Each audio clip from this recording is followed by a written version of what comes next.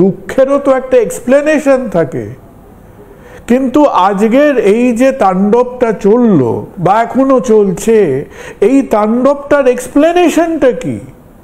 একটা অ্যাক্ট যেটা নিয়ে 4 বার 5 বার 6 বার রিভিশন হয়েছে, সবাই দেখছে, লক্ষ লক্ষ প্রপার্টি ওয়াকফ বোর্ডের কাছে আছে, সেগুলো মিসইউটিলাইজড, আন্ডার ইউটিলাইজড, সেটা থেকে তাদেরই কোনো পাবলিক সার্ভিস হচ্ছে না।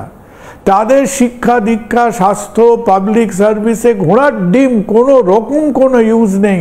খালি কেউ কেউ এই ওয়াকফের মাথায় বসে তারা পান্ডামো গুন্ডামো করছে।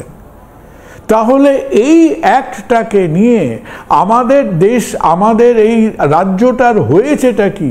তুমি যদি আজকে একজন তোমার বন্ধুবান্ধব কেউ থাকে, কেরালায় থাকে, হায়দ্রাবাদে থাকে, তাদের সঙ্গে কথা বলে দেখো, দিল্লি টিল্লি বাকির কথা আমরা বাদ দিলাম, আজকে সারা দেশ মনে করছে যে আমরা যেন একটা নিছক পাগল। মানে আমরা কি ভাঙটা খেয়েছি, কি গাঁজাটা খেয়েছি, যে ভাঙ এবং গাঁজার মাদকতায় আমরা একে অপরের ওপর চড়াও হচ্ছি একটা ব্যাপার নিয়ে, যেটা যদি কারো সুবিধে হয়, এই ব্যাপারটা থেকে আমাদের মাইনরিটি বা মুসলিম কমিউনিটির সুবিধে হবার কথা।